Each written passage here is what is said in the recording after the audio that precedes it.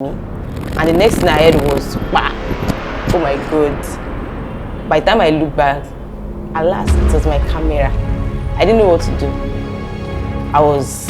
The first thing that came to my mind was like, oh, my photographic career has gone.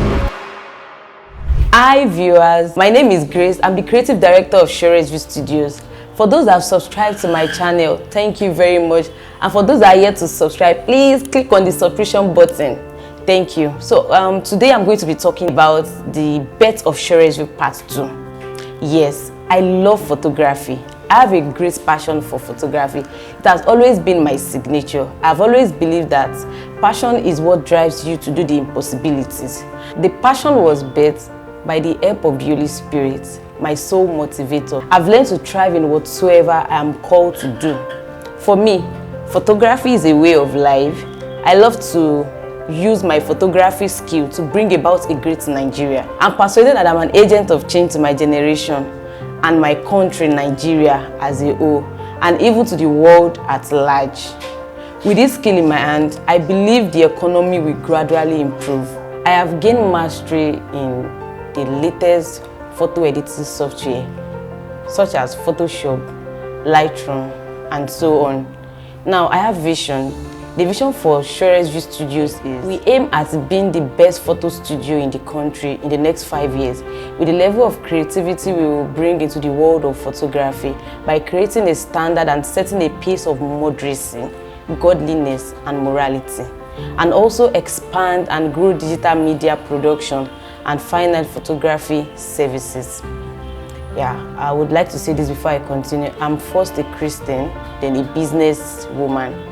Yeah, then the mission of Surest View Studios is to brighten everything around through the use of light, thus bringing illumination and spontaneity to the world. As a professional photographer, I have so many experiences and I would like to share a few of them. I think one of the experiences I had was last year, January, that was 2021. I organized a tour, alpinism, like the art of climbing the mountain at Ado-Ekiti, Bashiri. So I went with my friends, with of course everyone, people came around, and I was a photographer for the day.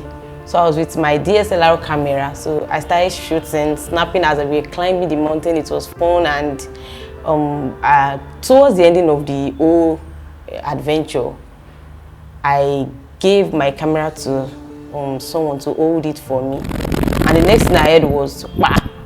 Oh my God. By the time I look back, alas, it was my camera. I didn't know what to do. The first thing that came to my mind was like, oh, my photographic career has gone. So I summoned the courage, I picked it up, and let's go broken. I felt so bad. I thought my photographic career has ended because it was unexpected. It was an unforeseen circumstance. It was a sorry case. So I had to fix the lens, and it was okay. That same lens, thank God it was not totally broken. What I mean was that it was just a part that had issue. So it was not that the lens itself, what was made of it, got broken. God really helped me with that. I went for a naming ceremony, and I was to cover the whole event. So before they started the ceremony, of course, we'll have to take the pre-shoots, like take the baby some shoots before the whole program started. So while I was taking the shots, everything was fine. There was no problem. In fact, I was really enjoying the whole thing. The parents of the baby were like, wow, a female photographer, she's doing well. They saw the shots, they were nice. Then when they started the ceremony, that's when my lens started shaking. I was like, what's happening? I've just used this lens, everything was fine, but what happened? I don't know. So I had to use my photography skill. I had to switch the lens to a manual focus because it was in automatic focus. I had to switch it to manual focus so as for me to be able to take the shots. So a lot of experiences like that. I remember when Tiff came to our house in Ibadan, my parents' house, I was not actually at home. So my mom called in the middle of the night, called me to start praying, that armed robbers, they're already around. So I was like, wow.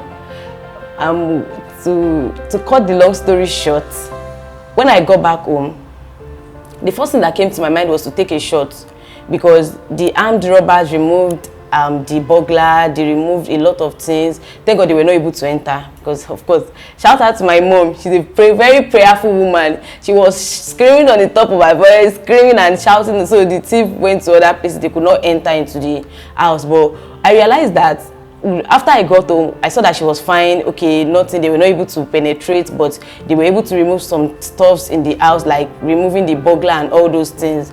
I took a shot of it, and I went to other houses around to take shots of what the robbers had done, like the atrocity they've committed. You get? So I just feel, in fact, anytime things come my way, what I think of is, okay, how do I take shots of this thing? How do I snap it? How do I make a memory of it to last longer and stuff like that? My advice to my viewers is, do not despise the days of little beginning.